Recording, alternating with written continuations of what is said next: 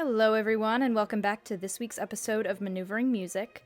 So today, we are going to talk about the Magic Flute, which is one of Mozart's last operas that he wrote. However, we didn't really do a good job of explaining the plot of this opera, and I know there's people that listen to this podcast who wouldn't necessarily know the plot. So I am going to give you a little bit of background. Like I said, it's one of the last operas that Mozart wrote, and it's very different from the rest of his operas. It is a Singspiel, which basically means that it's more like a musical and that it has singing and spoken dialogue, which is odd for an opera, especially written during this time period. But it follows a prince named Tamino, who is lost in a foreign land, and he opens the opera being chased by a giant monster. And three mysterious ladies show up, kill the monster, and save Tamino. And they give him a picture of Pamina, who is the daughter of the Queen of the Night, and he falls in love with her. And they tell him that she's been captured by a very evil and very powerful man named Sarastro, and that he has to save her. And he's so in love that he agrees, and he says that he will go and save her from this evil man. He also makes a friend with a bird catcher named Papageno, who is reluctant to go help Tamino. However, his objective is to find his own girlfriend, a Papagena of his own. So he sets off with Tamino, and they go to Sarastro, and they go to try to save Pamina, and they go through many trials and many quests, and eventually it turns out that not everything is as it seems. So it's a very interesting opera. I would definitely recommend you watch it. However, you don't have to watch it to know a whole lot about what we're talking about in this episode. You can listen to this first and then watch it, but if you've already seen it, you will know what we're talking about a little bit more. So, hopefully that's helpful. Without further ado, let's get into the episode.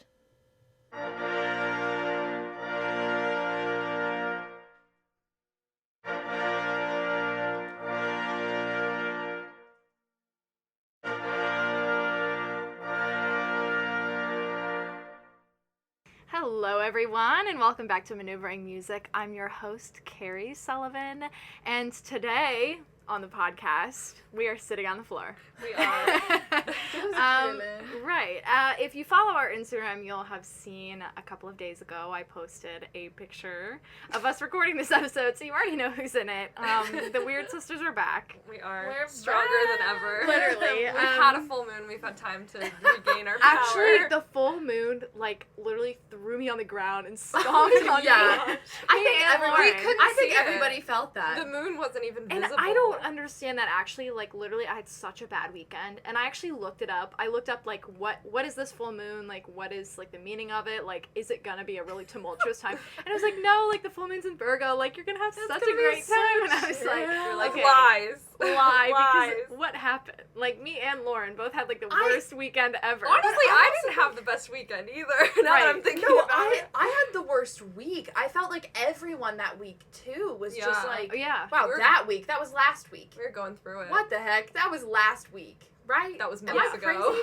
That No. was about 1,000,000 years ago in my mind. I'm a new and different person. I am a totally different individual. Right. I feel like literally everyone I saw was just going through it. Right. Just Yeah. absolutely squished. Well, and we have Carrie and I are in the same asynchronous musical theater and American culture class, Yeah. and our professor just reached out to us and was like, "Hey guys, sorry, my toe popped. I don't know if you guys can hear that on the Yeah, podcast." prepare for the body cracks. Yes, Lauren is a we are ghost. creaking. Lauren we are is a creaking and transporter.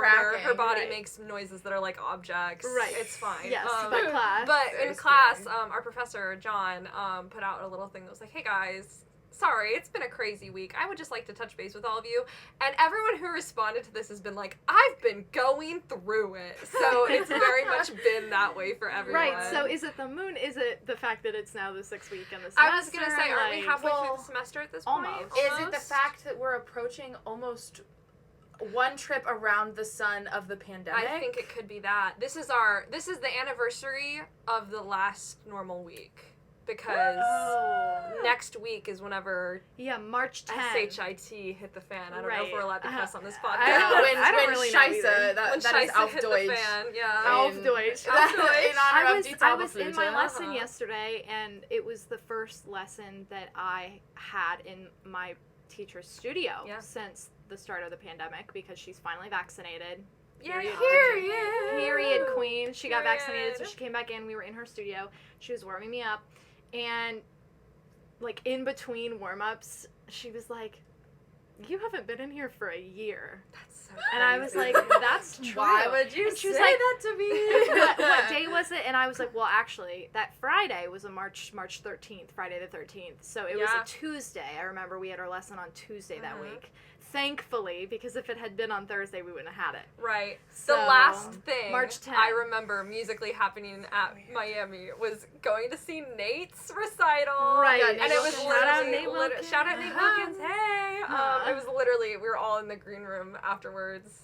Or not the green room, we were in like 110. One of the classrooms. 111 or something. And Allison, or Dr. Acord, had us all gather in a photo. Take a picture. And she's like, come on, guys, last picture before everyone's lives ruined. And I was like, no, Dr. not Acord, true. why would you say that? And we were unmasked. Right. We were arms all just around hanging each out. other.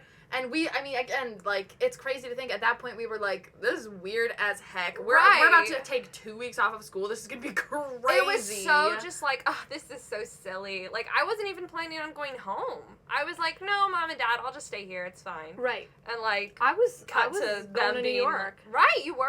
I was going to New York. I actually was in Wow. New York, and I thought about this actually around 9/11 last year, because we were watching like a 9/11 documentary, and it was like, how weird was it, like, during that time? I don't actually remember like what the thought process was, but I was watching that documentary, and it was the one that like the French brothers made, where like they catch the first plane or whatever. Yeah. And I was watching it, and it reminded me of when I was in New York. Literally, I flew down on like Thursday the 12th or whatever, and Carnegie Hall was still open. We were performing at Carnegie Hall on like Sunday. So Carnegie was still open. We had tickets to the Met. We had tickets to a Broadway show. We get on the plane. It's a half-hour flight, or 1.5-hour flight from CDG to New York. We literally touch down. We get data back, and we get a text that Carnegie is closed. That's crazy. And the performance is canceled. And we were like, "Are you so Wow. serious?" So me and my mom, I mean, we just stayed in New York. Like, we really had no being choice. so scared for you. Right. I was like, Carrie we needs had to no come home. idea. Carrie's We gonna were like, die. we didn't know, like, are they going to shut down, like, interstate borders? Like, the whole time we were there, nothing was open. We were able to go on, like, a tour bus and, like, go on a barge and, like, see the Statue of Liberty. But, like, it was a liminal space. Right. I will tell Bananas. you, It was a liminal space. bananas. Because all of that was going on. There were, like, 5 cases in New York City. Right. And I had a couple of N95s that my boyfriend's mom had given me because she knew I was going on this trip. But, like, nobody was wearing a mask. Yeah. Times Square was empty. Nobody was wearing a mask who was there. I was in Grand Central Station on March 13th, March 14th, 2020, without a mask. It's crazy. Like, and... Because we didn't know. Because we It didn't was, know it was a exactly. liminal space. It was like, it's in my mind, it's silent. Like, Right. New York is blank. New York is blank to me in my mind. Yeah. And then I got home, and it was like, immediately, as soon as we got home, Yeah. like, everything was done. Like, I didn't see, like, my boyfriend for a couple months. Yeah. Like, I started having to, like, wear a mask to the grocery store Right. and, like, stuff like that. Like, that all happened immediately Well, after I I got even home. remember whenever you got back to Miami, and I was still on campus because my boyfriend and our 6 months was like right about to happen. So I was like, Mom and Dad, can I please just stay and have 6 months with my boyfriend, Right. please? And so I was on campus a little longer than like everybody else. And I remember, Carrie, you and I got toasted bagel from Armstrong, and we like sat in Armstrong, and it was literally empty. It was empty. It was crazy. And I have very a- much agree. It was just like in my head when I think about it, it's all just so quiet. It's quiet. It literally, like, and not like quiet in a literal sense, but like when I think of it in my head, like there's It's a weird stillness. It Yeah. was still, yeah. And I have a Polaroid that we took that I day. do too. It's on my wall. It sits on my desk. Aw. We took a Polaroid together because we were like, I don't know when we're gonna see each other again. Right. At that point, it was like, we're coming back in April. Right. So I'll see you in April. Right. Yeah, it'll be just a quick second. It's Just a like quick winter sec, break like- when the Right. weather's nice. And then we ended up, didn't we not come back till like middle September. of September? Right. Yeah. We were married in No. No. cut that from the podcast. Cut Cut that. that. Note to Carrie Cut editing it. this. Please cut that. Cut it out. Cut it out. Featuring Corral. Anyways. Yeah, but what the- Liminal space. right, it was That's- a to it was a very summarize, liminal to space. summarize, I it don't was a even liminal remember space. how we got here in this conversation. I don't We know. were talking about why everyone's feeling weird. Oh, Well, yeah. and it was the moon and everything, and basically to wrap it up, if you are also feeling your mortality right now and realizing that it has been about a year, that we are approaching 1 full year of this madness, go watch The Magic Flute. We'll tell you a little bit more why you should do that in a second here. Right. But it is a fun little silly comedy that'll just make you feel like your world isn't quite so weird, because the world of The Magic Flute is certainly weirder. We are going to talk about it. I did want to mention, though, and we were just talking about this. Last night I was on Instagram because when I don't know why, but I like literally exclusively like scroll Facebook. I don't know why. I'm like old lady. I know that about you. I know that I about like me. the Facebook Watch. I watch like little Right. You I watch, will like, TV shows. go You watch like through Friends clips. the Facebook Watch for hours. You give me very like you watch like the Dodo like little videos. Oh my of god! animals. Don't even get me started. That's Shout out to From Troy Super Maness. Nanny.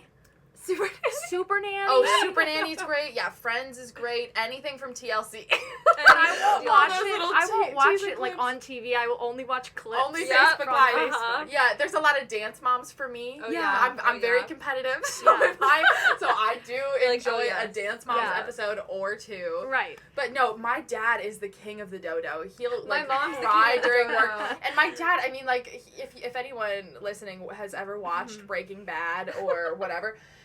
Or if you haven't, look up a picture of Walter White, Oh my Breaking gosh. Bad. My dad literally looks like Walter White. Bald, resting, biatch face is what we'll call it, and a goatee. Just, he always looks angry, and he's not. He's just thinking. That's just his He's resting just face. thinking.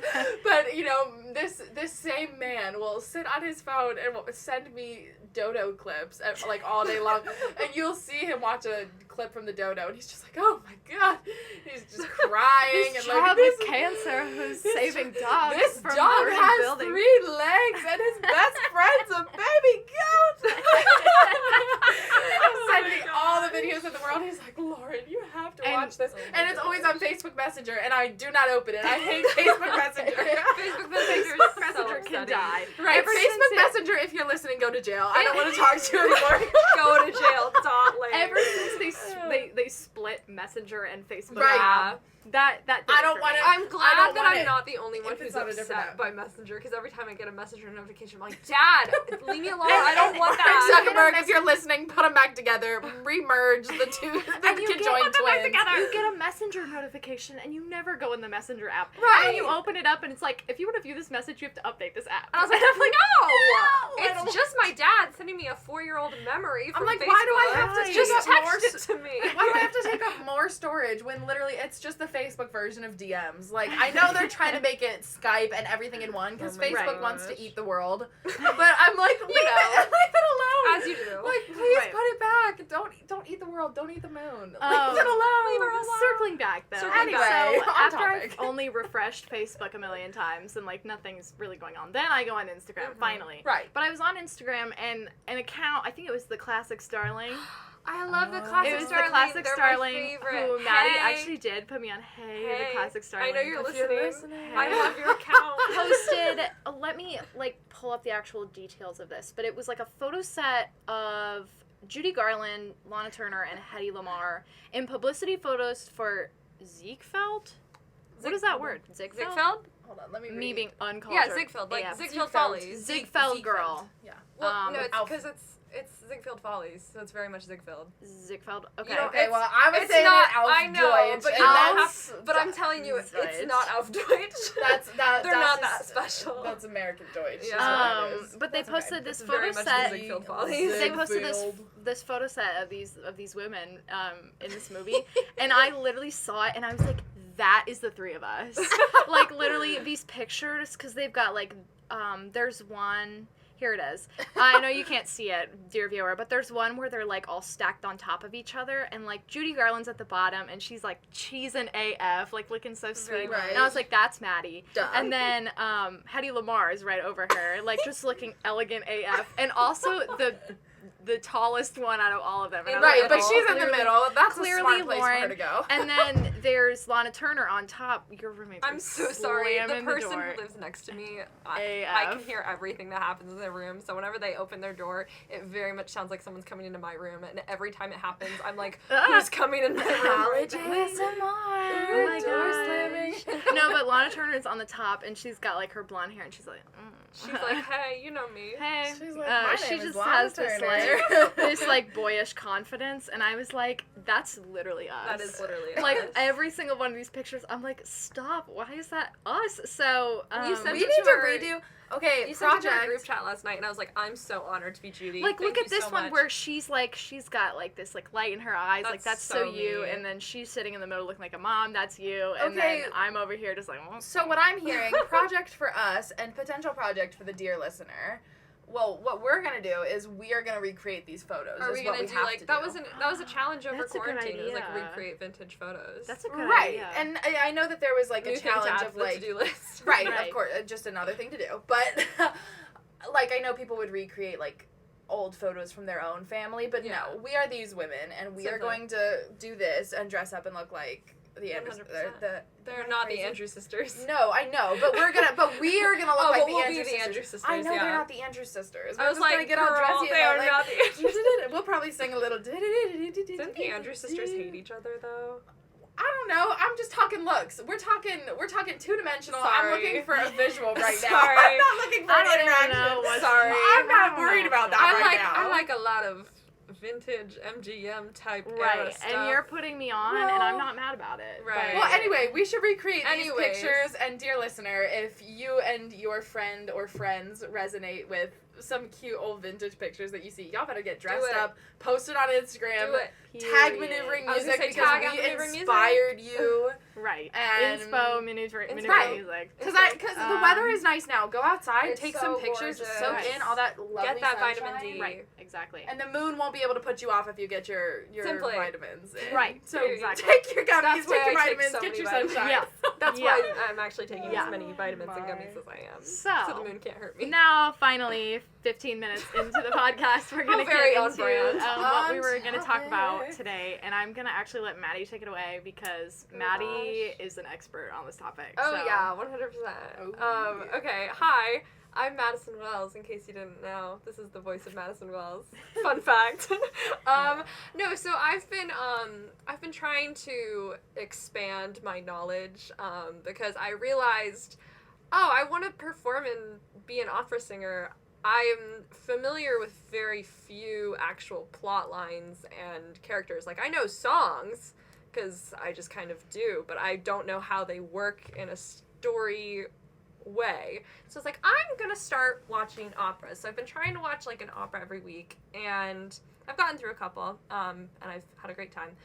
And I text Carrie and Lauren while I do this. I'm like, oh my gosh, this aria is so pretty, or oh my gosh, I'm so annoyed every time a basso buffo comes on stage. Sorry, baffo bussos. Oh my gosh, this baritone is This so beautiful. baritone's so beautiful. Cute. And I was watching Die Zauberflöte on the Met. I don't remember what year the production was. It was, 2017. I think, yeah, it was. Surprise, surprise! James Levine was conducting. Right, wow, incredible. What a shock! Dang. And then I love him. we do stand. You look like you love him. He's got fun hair. He does have and fun I love hair. his energy. I love I'm just whenever the performers interact with him. Yeah. And he's always into it. He's always like, "Yeah, I'm here. Talk to me." It makes me happy. Yeah, I'm here making a lot of money. to Yeah, do I'm this, Cashing so- in. What do you right. want? He's got What's he's up? got hair that tells me he's an intelligent man. Yes. He's bright Yeah. and psychotic. Very wizened. very gone, like very crazy Uh-huh. and Yeah. also brilliant. Right. So mad Yeah. scientist in a musical Very way. much that. No, so I was texting Lauren and Carrie, and I was like, oh my gosh. First of all, how have I never actually watched this? Second of all, why are they talking? Because I did not recognize that it was a Singspiel? Zingspiel. Zingspiel. Yes. Did Would not- someone care to define? I think Carrie should. Zingspiel, yes. This is where I come in because I took a Discovering Italian Opera class, Yeah. spring 2020. Even though this is a German And- opera. Right, exactly. But we Sure. did talk a little bit about do German mix opera. languages and terms. It was important. And so every so often I have a little tidbit of opera Right. knowledge to Right. bring. So Singspiel is German for sing speak, right. basically. Yep. And it's an opera where they sing, obviously, Mhm. but instead of recit, they speak. Yes. There's spoken dialogue. So the Magic Flute is one. There's another one. Carmen is one-ish, but obviously Obviously, it's the French version right. of the Singspiel. Well, the one that other you Mozart were gonna- opera, Die Entführung. Yeah. Whatever. And Entführung. something. Yeah. All right, auf Um, Deutsch. Come on, auf Deutsch. Right. Anyway, tidbit. But whenever for Die Zauberflöte, whenever they were doing Singspiel, they were still doing it in German, and they were still doing it in the opera That is a challenge for resonant singers. space voice, and so it was like, for a second I was like, are they speaking? What is But it's going just on? weird I was like, wretched. what is happening? I was like, maybe I just can't perceive music anymore. Maybe something happened in my brain. Right, did my So I brain very break? much texted Lauren and Carrie, like, what's happening? And I was like, I have a fact for you. It was right away. No, and I was basically, like, essentially live streaming to them, except I was just texting my reactions to everything. So it was essentially, oh my gosh, Tamino is so beautiful. Oh my gosh, I'm in love with Papageno. Ugh. Oh my gosh, the bass in this is good. I'm not used to liking basses in Wow. performances. Sorry, basses. A subjective opinion. A subjective I just opinion. don't prefer a bossa buffo. I just don't prefer bossa buffos. I feel like it's always the same character, and I just don't. And you could enjoy argue the it. same about a soubrette. You but, like, could. I don't care. I'm just gonna be. But I'm I just am a gonna be a soubrette, so it's fine. misandrist here on this Exactly. episode. It's okay when women do it, but when men do Right. it, it's not allowed. Not gross. allowed, thank you. Gross when they do it. Gross. It's not Gross.com. even that I don't like bossa buffos. It's just that I am generally annoyed by characters who present conflict. Yeah. Because And I want stories to be perfect Right. and just be happy. And bossa buffos almost always are like, here's a problem, and then they sing a bunch of words really quickly. And Patter song. it's all patter songs, and it's always behind the tempo a little bit. That's They're always yeah. trying to catch up with James Levine, and James, James is Levine's like, like, oh, and come on! What are we paying you for? Come on! James No. Levine is irked. He is. He's You mad. can tell. He's gonna cast a Bothered. spell with his conductor's wand. Right. His conductor's wand. His That's conductor's That's what wand. a baton is called. Anyways. Moving on. Moving on and moving up. So, So yeah, I was just kind of texting Carrie and Lauren, like, this is beautiful. I can't believe I've never seen this before. Also, highly entertaining to me that everyone holds up the Queen of the Night's one aria, you know which one I'm talking about, as, like, the most beautiful thing they've ever heard. And it's just her telling her daughter to kill someone. I'm like, That's really... that's fun. Actually, let me pull up the I translation of that because piece. Because we all whenever- know that one. I mean... right.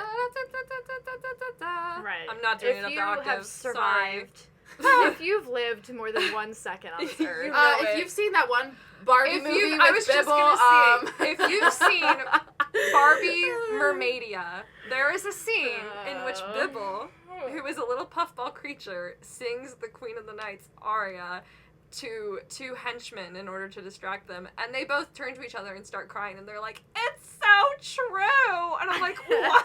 that does not Now that I make think about it, sense. I'm like, "Who did your mom tell you to kill someone when you were little? Are you okay? Do you want to talk?" Was your mom Right, Queen of the and Night? so Was your anyway, mom like, Queen of the Night? there are Seriously. moments, like the intro to it, it's got this kind of like, this chord in the orchestra, it's like, "Zah," and you know, it's, you know Watch how it out! starts, Watch out! That and orchestra, then- Lauren's coming for you.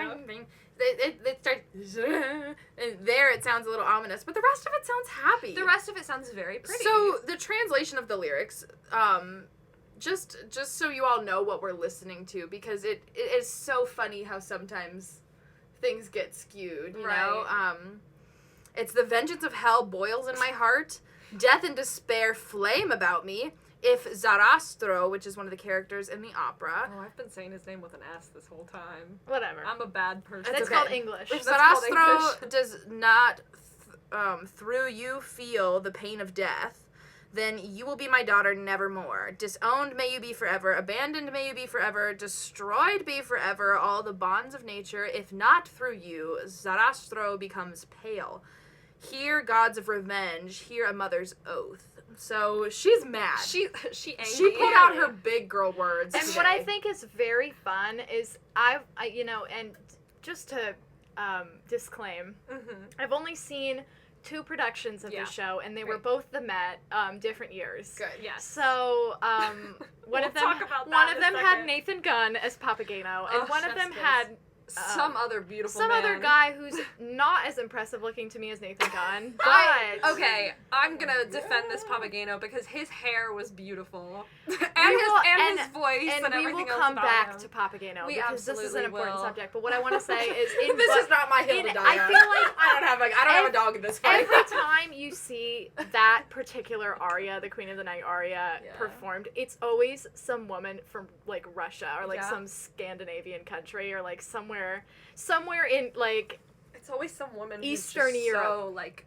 beautifully intimidating. they're like, looking. nobody in the entirety of the United States can sing this. We need to pull in Miss Lady from Russia. They to always- show you how She's it's been done. training her whole life. Right, to be it's the Queen always of the her, Night. and she does it so And she well. I'm kills And not they that mad at always it. time. paint. They always paint whoever's eyebrows real funny. And her like they always make her face look odd. Her wig's they always, want to like- make her look like her Aunt wig is- Emily. she she's, like, always all the comes way on and I'm back. like, is she wearing a bald cap? Is she No, her bald? wig's just really far back. Right. And She's- there are obviously different settings Right. of the productions of Magic Flute. We just so happen the to one have that we seen, watched, yeah. it does look like the wig. And- The wig does give this particular Queen of the Night like a Yeah. 5 or 6 head, which is fine. It's Nothing fine. like wrong a with like a it. 9 or 10. And the head, production yeah. 9 or 10 head. Yeah, it's The very back. Production yeah. that you watched, Carrie, was the same costumes and set, It was right? the same, pretty much everything. Honestly, Yeah. I thought it was Yeah. the same production until Papageno came out, And I you were was like, that's okay, not my boy.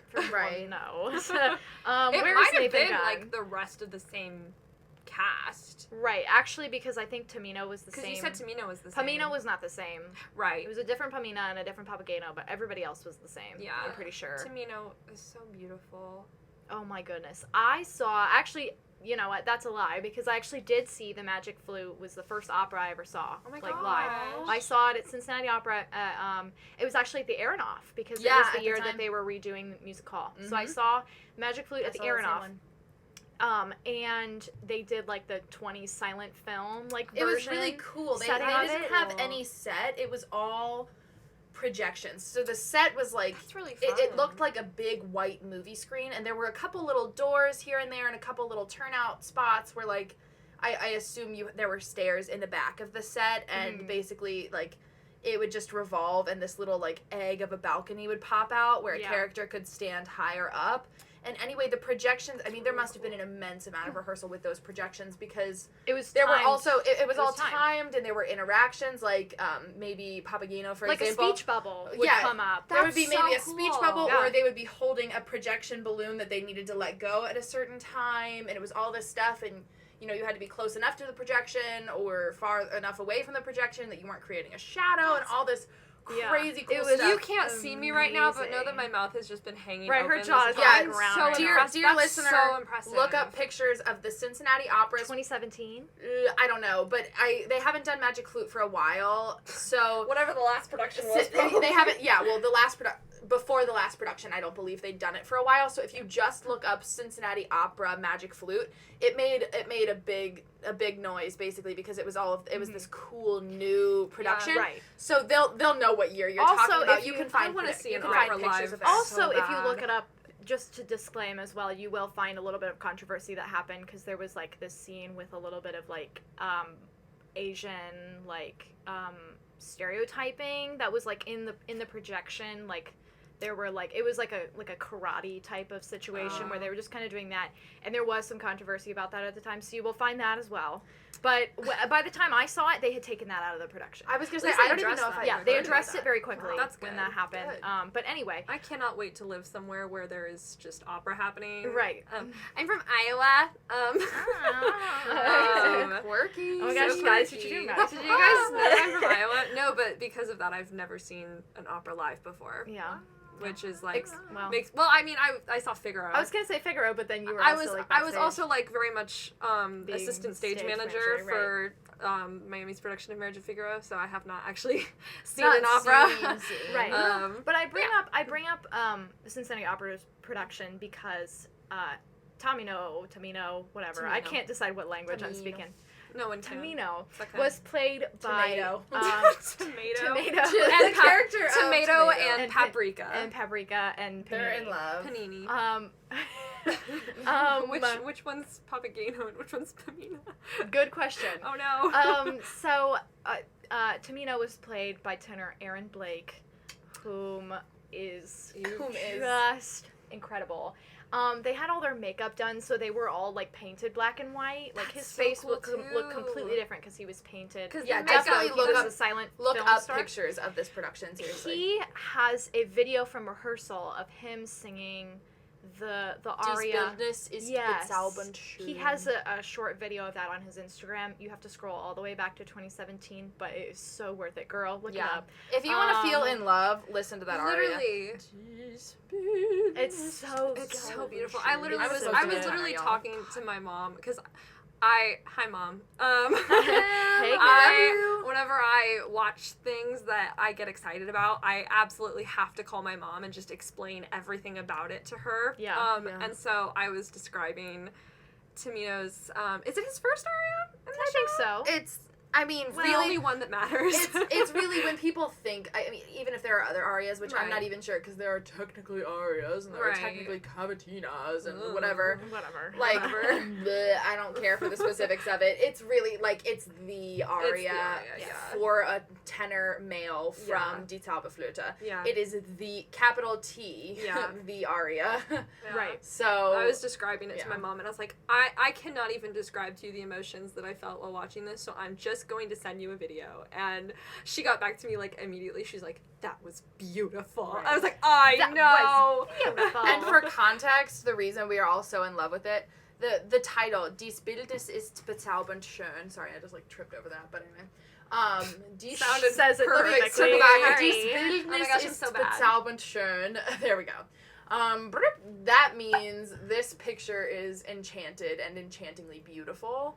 He's Bezaubernd, he's- that's- yeah, Because Zauber means magic, bezaubernd, it's like the act, enchanted. yeah. And it's, at this point in the plot, the Queen of the Night has sort of, I guess, commissioned Tamino Yeah. to go find her daughter. Yeah, plot real Pamina. quick. Plot real drop. quick, circle back. Plot But drop. anyway, so she's like, go find my daughter, please, and thank you. But also in a mean way, because she's the Queen of the Night, and she's like, ah!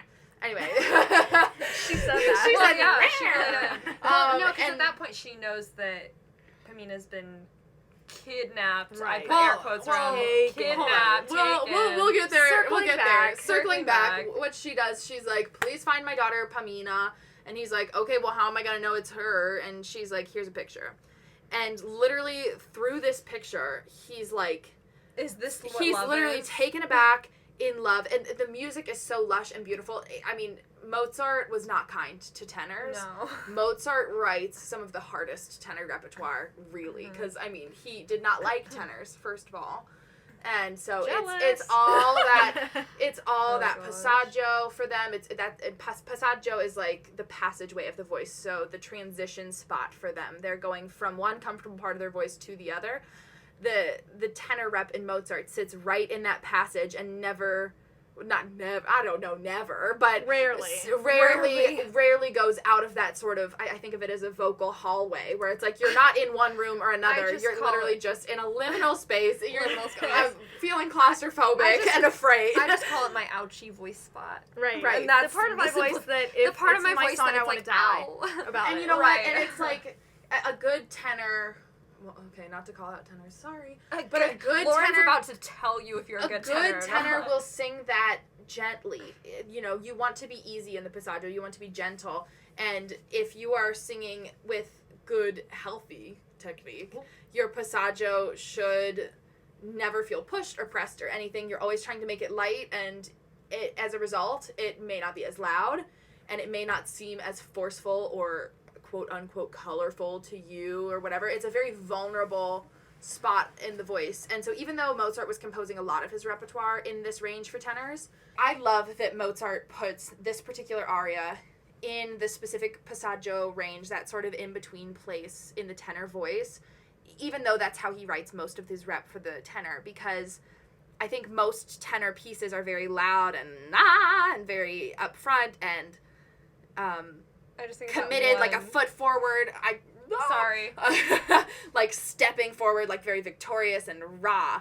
This is like sitting back in your heels. Like he's so taken aback by her beauty, and so just like, oh my god, just like, you know, when you walk outside and it's a beautiful day and you're just like, wow, just this kind of gentle whisper of a to himself thing. Like, normally tenors, I think, not just tenors themselves, the people singing the tenor roles, like, the characters who are sung by tenors are very performative as people, you know? They're always written to be these big, loud, I'm the prince, and like, very Disney prince with his cape over his arm. You can't see what I'm doing right now, but I'm looking a fool. You know, just being very, I'm about to march into the castle and slay the dragon. But this is just so simple and just easy and gentle. And in this part of the tenor range, if sung with the particular technique that, for example, I practice, your passaggio is not going to be as strong because it's just meant to be a path from one part of the voice to the other. Mm-hmm. It'll sound cohesive if it's gentler, maybe airier to you, and maybe like a whiter kind of noise to you, less colorful. Yeah. And it's sitting in that particular part of the tenor voice, just gives it this beautiful color that sounds it very much matches the particular expression that this piece requires. And it's just so beautiful and enchanting to see a tenor like so taken aback, because it's very vulnerable to be taken aback by something. Mm-hmm. You know, to be shocked by something shows really, I think, more of who a person truly is. And so it's just one of the most beautiful arias that Mozart has written for men. Agreed. Yeah. So there's I love that aria. It's so beautiful. It's really beautiful. Great. It really it makes people. I mean, yeah, it's a tearjerker every time. It made me cry. I was listening to it. I was like, y'all, I did not expect to be. I famously cannot watch sad things. So I have started several operas. Right. I've started La Traviata. At Madame I've Butterfly. started Madame Butterfly.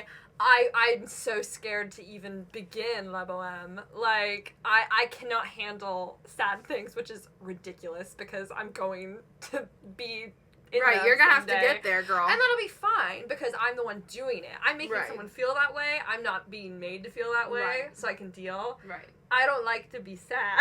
Right. I do know that about you. You do know that about me. I know that about you. So I was like, y'all, I was not prepared to cry this soon into, because it's pretty quick into It's pretty early in the It's opera. pretty early in the opera. It's the type of song that you would not expect to just kind of be like, it's like a 1-2 punch. You're like, oh my goodness, this is so beautiful. And Right. it's very that. And I forget, has Papageno been introduced at that point? I think he has. No, I don't think so. Has Doesn't he? Papageno get there like right? No, because Papageno It's shows been a up minute. whenever. Because quick Pause. update for you, Circling back. listener. I've actually watched it twice within a very short amount of time because I had told Lauren and Carrie, yeah, I've been watching Magic Flute. I'm so excited. Blah blah blah blah. And then, how long ago was it that we? Like a week ago. Like a week. Carrie was like, hey, I'm doing an aria from this one Mozart show. Right? Doesn't that feel right? like, Doesn't doesn't that that feel feel like a so liminal long space? ago? Dear listener, my brain just went away. I can't believe it. It's been almost 2 weeks. No, it's been a little bit. It was the weekend. It was Saturday night. Carrie was like, hey Time guys, doesn't I'm exist. singing an aria from this one Mozart show. Do you guys want to watch it? And we're like, yeah, totally. And then the Met didn't have any actual video recordings of it. We were feeling bored. In summary, it was. Well, and then we looked it up on YouTube, and it's not another thrilling. Singspiel, but the people who were producing it were doing the speaking parts in English, and Which is something some people do, to be fair. But It it just was- hits. it was Since weird. we're used to the here's something really interesting that I think is just fun.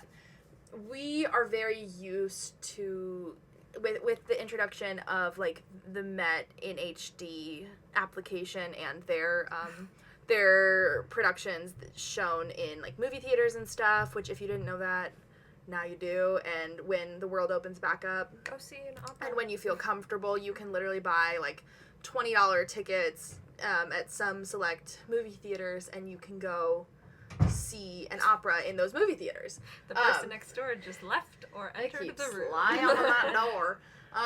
But anyway, yeah, you can see an opera and such at a Met quality for like $20-$25, and it's great. I mean, obviously it's not at the theater, it's in a movie theater, but still very something. cool. And if you're looking to get opera plots under your belt, it's a good way to do that. But anyway, we're so used to seeing Met productions via that, that we're kind of jaded to the fact that that's not...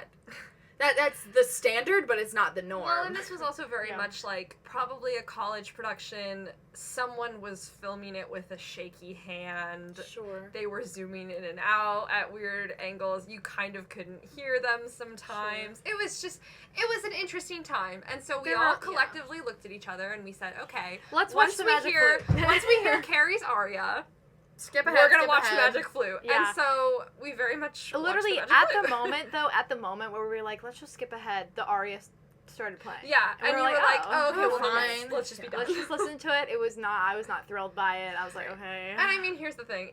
Did we figure out if it was an early Mozart work? The end Or if of it was- I'll look it up. The point of what I'm about to say is it was very much, if you've seen any Mozart opera, you know the plot of what we saw. It was literally like the soubrette was the maid who was like, oh my gosh, I'm so, I don't, like, ah ha ha. It was very that. It was like, oh, I'm the lead soprano and I'm so dramatic And in sad. love and sad and nobody understands me. And like, it was very much, it was basically Figaro because there was two people who are in love and then their servants who are also in love. And it was like, this is, I was wait a like, second. okay. okay, we know what's happening here. We don't have to talk about it. No, so we watched Die Zauberflöte instead. And what was the point of me talking about that? I don't remember. Anyway, Anyways. circling back. No, I was gonna say, Papageno shows up whenever the three head ladies, they're Who like, are singing for far too they're long. singing for so long. They're like, oh, I want to stay with Tamino. And I'm like, girl, me too, but get off the stage. OMG, Like, please. They come on and they defeat the monster that was gonna eat Tamino, I guess. Yeah. And then they leave for some reason, and Papageno shows up and does his little and Which, if I may butt in, another fun opera Please. fact, that is called a motif. Motif. I mean, And it that's is- also just a music theory. Right, but it is a motif, and actually, this opera is an example of many operas that have character motifs. So every time Papageno is about to come on stage, he has this little motif. You hear do-do-do-do-do, and then And there's you one. get so excited because you're like, There's oh, my one- boy. Correct me if I'm wrong, but there's one that there's like 3 chords at the beginning of the Magic Flute, like in the overture. Uh-huh. I don't remember what the chords are, but it's the motif for, I'm pretty sure, Sarastro, because it's 3 chords, Sarastro. I'm pretty sure. Don't call me on that. Probably. Well, do I we wasn't wanna- paying attention. I don't know that we do, because I don't know that my brain is set and up also I don't know correctly if we'd for be that. able to find it easily at all. Right, and Okay. but you know, just take that with a grain of salt. Yeah, Take that fact with a grain of salt. But take that yes, fact. there are Not Motifs. character motifs. But Papageno shows up and is like, oh, I killed that thing for you. You're so welcome. And then the 3 little head girls show up and they're like, Papageno! And you're like, oh, he's so silly. silly, So silly. And then they're like, instead of wine, water! But they're in German, so it sounds better than that. They're just Yeah. mean to him, and he doesn't deserve They that. do bully him. They bully him. I and do then, have- and then dummy, though. he is a big dummy, but we love him. But then Tamino's brought to the Queen of the Night, and then he sings the portrait song. So I'm pretty sure Papageno's already Okay, introduced. I'll take that. I Lauren, think- Lauren has some internet facts, so I just looked up. Do you know if Well, because what we I were said was true? well, what we were trying to figure out was like, because we were talking about how we were watching. Let me try to speak. Are you in back on English. the other opera? Circle back. Well, we were talking about, like, we wanted to watch the opera that Carrie has an aria from right now, and it's Die Entführung. That is the one.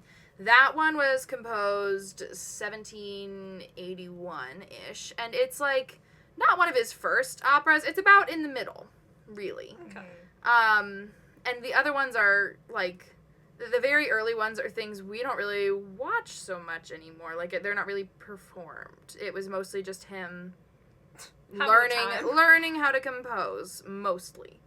And then we get into like Schauspiel der Actor, Mira de Figaro, Don Giovanni, Così, blah blah blah blah blah. The Die big ones. Zauberflöte is one of the. It's either the last one or one of the last ones that Mozart wrote. I'm a little confused because on the page that I'm looking at, it says it's the last one he wrote. But I always get confused by those little numbers, like the K620, K621. Oh, Yeah, I'm confused. Because by technically La Clemenza di Tito is K621 and Di Zauberflöte is K620. Oh. So one of those is the last opera he wrote, but the one that, like... Maybe he started them at different times, but he finished them at different times. I have no idea. But We'll go regardless, with that. it's right... this one was very much towards the end Mozart of got his bored of career. Tito and started It's on also- these off the- Another thing that's really interesting across Mozart operas, you can kind of hear, like, of course, yes, there are motives within the operas, like the that represents Papageno. But then also, like, I'm singing Porgy Amor right now from The Marriage of Figaro, and there were some moments, I don't remember what aria we were listening to or if it was in the orchestration, there were some moments of the orchestration where I was like, oh my god, that is straight from Porgy Amor. Yeah. What is going on? Yeah. And you can hear, like, bits of all of his operas throughout, and it's just really interesting to remember, like, these composers are just people Yeah. who, like, they hear a little ditty in their head, and they're like, I like the way that little lick I just wrote sounds. That little riff I just made, because, you know, all opera composers to me are rock and rollers. Yeah. They're like, that little thing I just wrote, I love that. And then they take that little thing and they set it to maybe different chords or different progressions, or like they change up. Is it going to be major versus minor? They change up maybe the key. They, you know, maybe they invert it or whatever. But it's all very, like, it's all very textbook Mozart. Like, I turned on my, like, oh gosh, my radio, and I forget the channel. It's like Classical FM. pretty much, I think, classical FM. But I turned on my radio, and it was on the classical music channel, and it opened up Mozart symphony. I don't really listen to symphonies as much as I probably should, but it opened up some symphony. I was like, that's for sure Mozart. Because it's just... You can tell. Mozart, You can tell. Mozart It's like- sounds more like Mozart than any other composer It's sounds like like how it's them. You know? whenever we were doing... He's so distinct. It's like how whenever we were doing Figaro, I was a part of that process for, like, 3 weeks maybe? Yeah.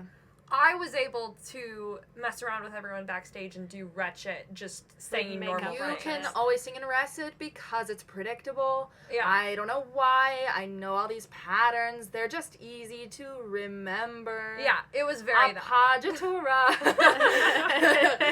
That's Something so else silly. about the Arrested that I can't remember. It's And then all that. I got that harpsichord under there. Right, Janice Murray. Janice Murray. Playing Shout out the Janice Murray. harpsichord. And literally, it's that for like an hour and a half of all of the Mozart operas that have recitative. Kayla one Yeah. time was like, "Can you get me my water?" And I was like, Yes. "Surely." Like, I'll be back with it in a second. Right, literally. We'll be back with it in a second. It's all that. And there's a boom, and then you leave the room. Right. And then there's a whole 4-minute aria about how thirsty he is, and then you come back and Uh-huh. you're like, I got your water. He's like, "Thank God." Right, It took you long enough. Yay! Door rolls up, door opens. Sorry.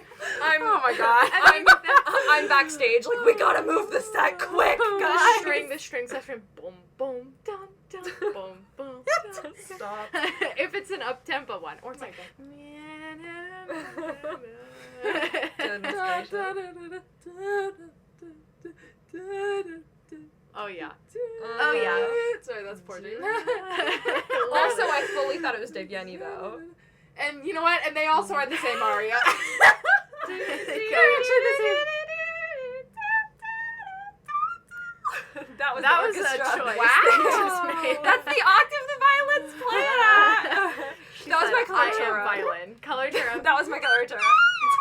Coloratura. Is that even Period. gonna, like, did the mic even pick me I up? think so. Probably. I think it probably squeaked. I'm it so probably sorry blew out then. the microphone. I'm so sorry. No, but anyway, I say all that Should to we say. talk about the magic flute? Well, now hang on a minute. I say all that to say, it's if you We've are been talking about every Mozart work but the magic flute. It's okay, fine. but also like It's fine. Talking about the magic flute, I am also talking about all of the other operas. That's a good Yeah, point. because they Like, are very they similar. are Yeah. very similar, and it's really cool. It is really cool that they are so similar because I feel like more than anything, the collection, or more than even some other composers, the collection of Mozart works really just are all of them together, really just him. Yeah. Like, the stories being whatever they are. The stories are all, not all, but often they're very goofy, silly, you know, and then trite, almost trite. It's not really about, it's not always a fluff about, piece. Most Mozart, it has some element of fluff, even if there are some very, like, deeply true and honest characters.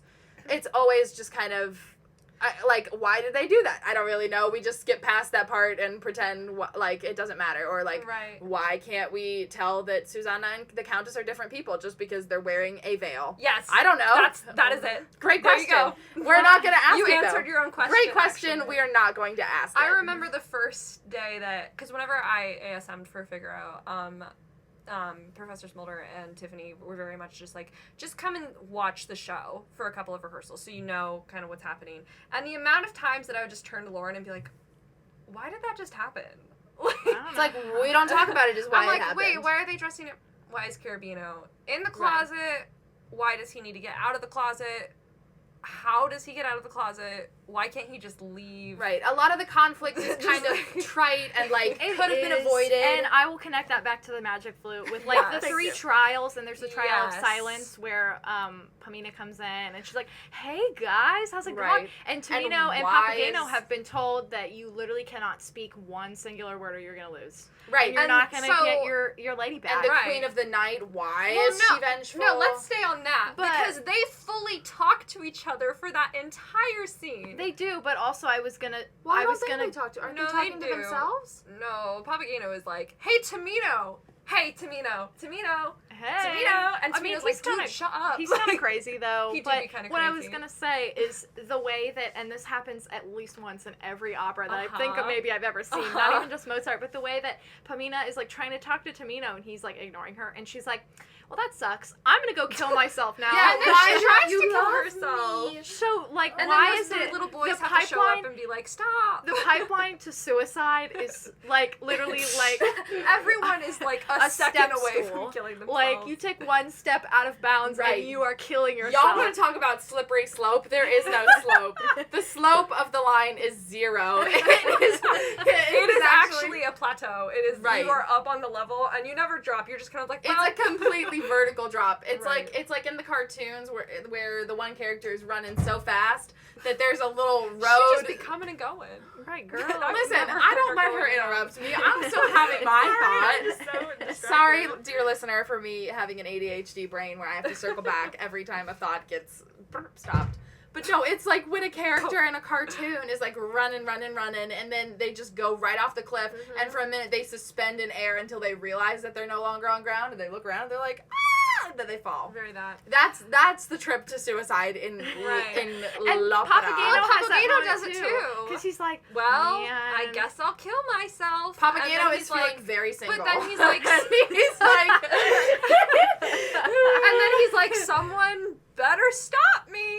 Literally, that whole sequence goes on for like 10 minutes of him being like, I'm gonna count to 3, and if no one says anything, I'm gonna hang myself on this tree. 1, 1.5, 1 3/4, 2. And then the little boys once again show like, up. They're like, Papageno, you're so stupid. Stop trying to kill yourself. Here's your wife. Look at how beautiful she go. is. Go have a bunch of little Papagenos and little Papagenas. Like, it'll be fine. Do whatever you want. Right. Pa, pa, pa, pa. That's all I have to say. That whole sequence, even when it was Nathan Gunn, It's a great and journey. honestly, if I could have been up on Nathan Gunn like that, I would have been in heaven. However, that whole sequence makes me so uncomfortable. I'm like, I feel like I'm barging in on something. Yeah. Okay, dear listener, because I know some people who are watching this who maybe don't know the plot of the Magic Flute. I'm not going to assume anything about you guys. Right. But basically, Papageno's motivation as a character, and I'm not going to like read you the plot right now because we're almost done with the episode. Papageno's motivation as a character is that he wants like a girlfriend and like a wife. He's looking for his Papagena, and he can't find her. He's only good at catching birds. He cannot catch women. He's like, right. if only. He got no game. you know, this You do gotta flute, this though. old woman, Not this the old flute. elderly haggard woman comes up to him and is like, "Hey, will you be my husband?" And he's like, gross.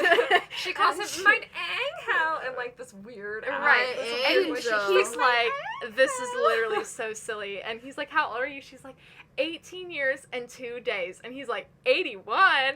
And she's like, no, 18. He's like, okay, fine. For the lulls, I will be. He's your- very much having a I fun will time marry with you. her. This is so silly, but I will marry you. Yeah. And the second he says that, she like rips off her disguise and she's beautiful. And then they have this whole sequence where they're like Children. They're sexing like each other on babies. stage, and it is so much. They're literally just singing about how they want to procreate. That is the whole duet. And then it's in a the lot. production that we watched, at the end of it, he like grabs her and fully just Motorboats sets his, her. He motorboated her, and I was like, I It's- did not. it's a lot. I was like, I've watched Così fan tutte, and this is too much for me. Like, I'm okay with people They making out, begin And but not- the second not to- anything past facial touching happens, I'm Not to be uncomfortable. squeamish, but I just feel like I've walked in on something that I Right. wasn't meant to see, and I'm like, this feels deeply personal. Right. Well, and it's also so funny because, like, the whole time we were like, oh my gosh, Papageno is, I'll be his Papagena. But then the Period. second anything with him happens, Right. I'm like, I'm like, I'm happy for no, you, but I please do believe. that somewhere Well, else. she throws off her old, like, hag-looking clothing and stands up straight for the first time, and then literally, bam, they are No, they, like- life planning. they, They're like, take parts of "Let's-" their costume off. Like, Right, they're they getting start naked. stripping. I'm like, They're like, OMG. okay, nice to meet you. Let's We're have gonna children. have eine kleine Papageno, dann eine kleine Papagena. We're gonna have so many kids, and we're just going pop, pop, pop, pop, Pop, pop. pop, We're pop, gonna pop, pop. pop. Get it? Pop, Something. pop, pop, pop. Funny because that's their name. We're gonna Right. pop these kids out. We're gonna Right. be. I'm gonna be an old woman living in a shoe who had so many kids she did not know what to do. That's how we're gonna. That's how we're That's gonna what I be. want. That is my life plan. This He's is- like, bet. Could be us, but I you get to play it, touch and he's your like, I'm not playing. boobies? Do I get to put my face In your between boobies. some cleavage? Sounds good to Right. me. Sounds good. Trying to have. And you know And what? then they cut to like Tamino and Pamina, And it's, like, they're like very wearing like deeply robes, solemn and scene. like they're like going up this weird elevator. The thing about the magic flute is that it is widely accepted that it is an allegory for Freemasonry. Yes. Mozart was a Freemason. There's a lot of references to the number 3, which is important in Freemasonry. There's a lot of references. He actually got in a lot of trouble about this. Mm-hmm. I think maybe this is like a real reach, but I think maybe his death, like there is speculation that his death had to do with him writing this opera. Oh wow! Because Period. he actually revealed a lot about the Freemasons through writing this opera, and they are very secretive about They their are, practices. yeah. So, but there's a lot of like ceremonies and like a lot of symbolism about Freemasonry in this opera. But yes, so a lot of these scenes in this opera are like deeply solemn because, you know, there's Sarastro and he's standing there in T-posing And like in the his little and costume. the visuals whenever Sarastro is on stage are just absolutely gorgeous. It's very powerful, It's but you all go very from bright and beautiful and bold colors. But then exactly right, you go from like booby time to like very Literally. solemn, Deeply very serious. stoic. There's like a scene. scene where Papageno is like eating food and it's very like slapstick comedy, and then like the next scene is like Sarastro like comforting Pamina and being like, it's okay, like, and I'm like, what Right, is talking about like happening? the light, like all Right, this stuff, Right. and You like, want to talk about contrast? It's a Right. very Well, let's talk about contrast. right. We maybe go- that's why we love Papageno Yeah. so much though, because it is that sort of levity to like, what, because I watched it and I was texting Carrie and Lauren about it, and like, I'm gonna be real, I could not summarize this plot to you if I tried. yeah, like, it I is very don't- fantastical. Yeah. It doesn't like It's quite not make really sense. plot driven in Right. a way that is typical. It's like contemporary music. It's an Yeah. atonal story. Oh, and I'm pretty sure when I saw this opera, it was like there was like a children's aspect to it. Like there were some activities beforehand of like making crafts or For something. sure, Join the I'm pretty sure Freemasons. that's true. Right, join the Freemason. You remember that? 'Cause I I'm do. pretty sure that was true, like in the downstairs part Yeah. of the Aronoff or whatever. Yeah. But yeah, it's very fantastical. It's very unlike any of Mozart's other operas because all of his other operas are like there's a lady and her maid, and there's a gentleman and, his servant, and Right. everybody's in love, and like Right. somebody's trying to have sex with somebody else, and Right. it's crazy. Literally this every one- single Mozart This one, opera. like, I don't think there's like a soubrette in this opera. No. I don't think. There's, Other than Papagena Papagena- arguably ish. But like she's not she's like a there it's for an like ish. 2 seconds. she's an there ish. for 2 seconds, and she's not like a typed soubrette like Right. every other soubrette in a Mozart Exactly, opera. yeah. Like, Sure. she's a different person. Because there really are only there's 2 no basso women. buffo. There's 3. only a Well, Queen. there's no, I'm counting. I'm like Papagena is like so.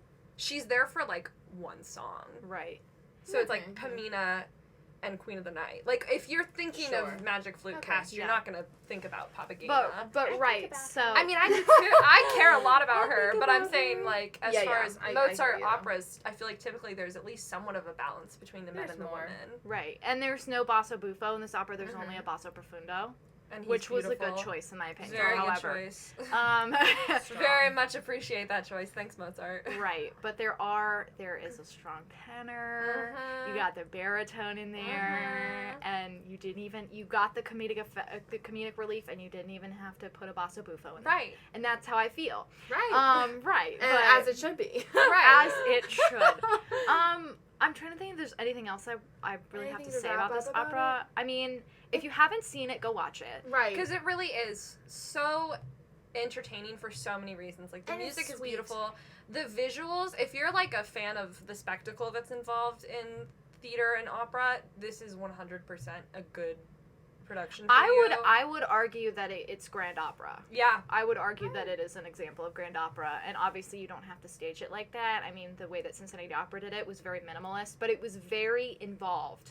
Yeah. Like Yeah, there's everything still a lot was going very on. precise, and there was a lot going on Because without there even being set pieces. also, I mean, Because if you're going to do minimalism, you have to nail it. Well, because yeah, so otherwise we're- it's going to seem like it was We were also- unintentional and it's just Right. being produced poorly. that's a really good point, Carrie, how it's kind of reminiscent, or I guess it can't be reminiscent of because grand opera was coming up later in music history or Yeah. working on itself at that time that Mozart was composing this Dear one. listener, grand opera is basically used to describe Just an big. opera that's very big, has a lot of like typically like big choreography, big ballet numbers, Yeah. like pretty much everything, every Massive sense cast. every sense of high art that you can Yeah. think of is involved in this opera. So Yeah. that's what I mean by grand opera. Very visually busy, very dense, like you truly need to cast a village yeah. on this Yeah. stage.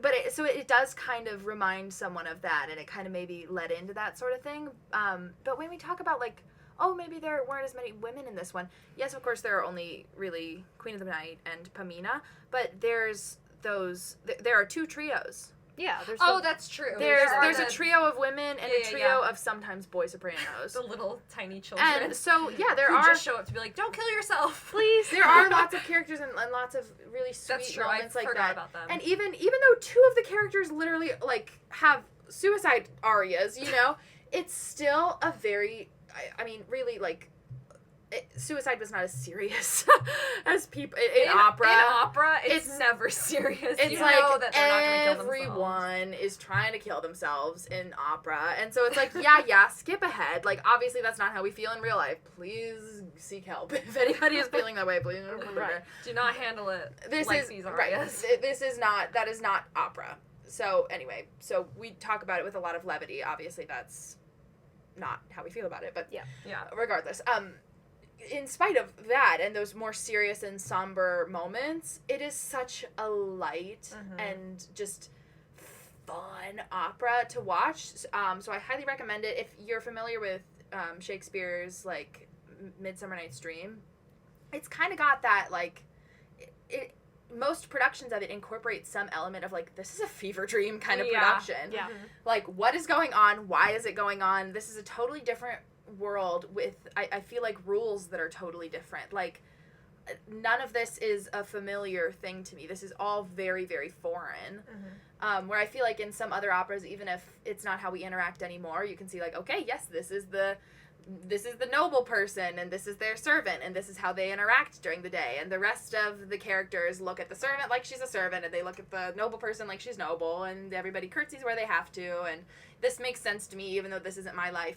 Magic Flute is totally like totally out there and just different. It's like it's like watching a fantasy opera. Like it's totally out there, and it's really just sweet. So good. It's a good one. It's to start a good one to start. It Yeah, definitely is. It was absolutely. a very good first opera for me because it's not. I mean, there's a lot going on, and the plot is somewhat complex, but it's very visually appealing. Mhm. It's like, you know, the movies that you watch as a child, you know? Yeah. Like, they Yeah. have a plot, and there's stuff going on, but there's enough going on visually and musically to entertain you, even if you have no idea what's going on. Yeah. Right. You're gonna be entertained as long as you have captions and you know what they're Uh-huh. saying. Definitely like, that. You're gonna enjoy it. Yeah. It's very Yeah, good. it It's is. very not stuffy. I Mhm. can't Right. think of a better word to say than Yeah. stuffy, but it's very It's accessible. very accessible, personable, like, yeah. And the fact that there Down to earth. is no ratchet is also Helpful. something that makes it probably a good starting opera for people, because a lot of people are like Thrown off by- like, by this the is ratchet, weird. yeah. This is weird, which is funny because whenever I was watching it, I was like, "There's no ratchet. That's so weird." Right. So it's like the opposite of that, but We're now it's expecting it. exactly Singspiel is actually very similar to, like, operetta in that way. yeah. Operetta is a different genre, which I'm sure we'll get into sometime. yes. Oh yes, we will. Yes. Yeah, we love operetta over here, but it's kind of like that in-between thing that people were composing, like in 19th, 20th century mostly. And it was kind of that thing between opera and what we now know to be like musical theater and golden age musical theater. It was just right there at the border, pretty much. But it also has spoken lines. Like, there are things like The Merry Widow, which everyone should watch, where it's got that dialogue in between, and it's it's always very light. Yeah. Like Yeah. Gilbert and Sullivan shows fit Yeah. into that category as well. Yeah, so those are examples of that, and they're always light. They're never serious. Right, it's always some And fun so little plot, and Right. there's always a patter song. Carrie and I just learned about this We in our just did musical a theater module. and American culture Good. class. So It we was were a well-versed. module It to was speak of. it was good. 29 slides, and Lengthy. every single slide was like 20 20 minutes. minutes. It was a lot, but now we know a lot about operetta. We Right. sure do. And yeah, it is very fun and very, very accessible. It's almost escapist. Like, it is, yeah. It is always meant to be a relief. It's not meant to challenge you in any way. It's like a comfort opera. Like, even if there are moments that are challenging, you know it's going to resolve itself by the end. It's a crunchy chord that will always have its resolution in the Right, plot. Right. You never have to worry, like, oh God, what's going to happen to them? You always know for sure. It's like a Disney movie in that way, Yeah. too. So if you're looking for something encouraging, that you need a little, like, okay, for sure this is going to work out feeling in your bones, because obviously we all need a little bit of that. Yep. Right. This is a great one to watch. Yeah. Can't recommend it enough. Yeah. Yeah. So that's the Magic Flute.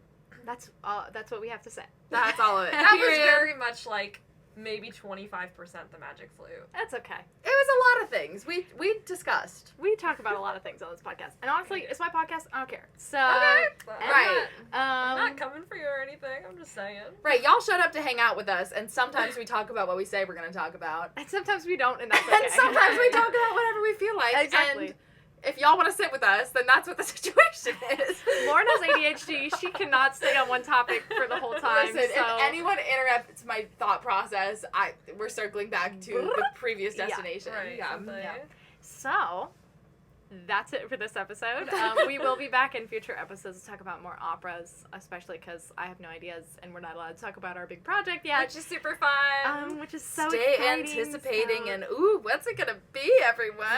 More Follow- fluff episodes to More come. fluff episodes, but also follow at MU Opera Theater on forms of social media to get Yes. whatever updates might be coming your way, because who's to say, maybe we are releasing a trailer. Maybe there's a sometime promo soon. video coming. Maybe soon. there's a Trailer? promo Are there video. any hints that we can get about what the production? I mean, maybe if you go give us a follow, you'll see potential pictures from potential Yeah. shoots that we've I done. ask as if I'm not in it. Wow. my I mean, who's to gosh. say, maybe we'll have a very special announcement sometime soon.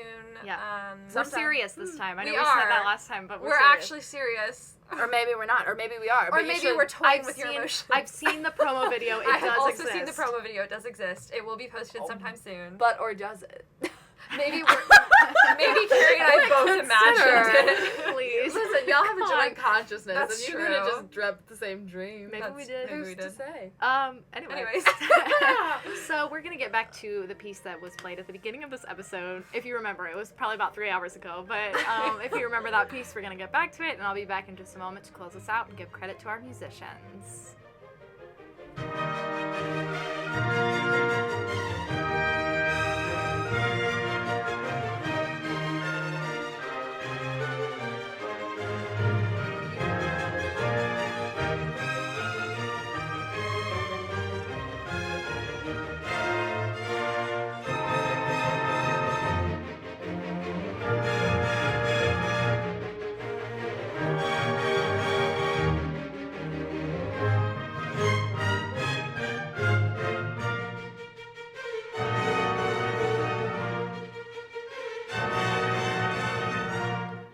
Thank you for listening to this episode of Maneuvering Music.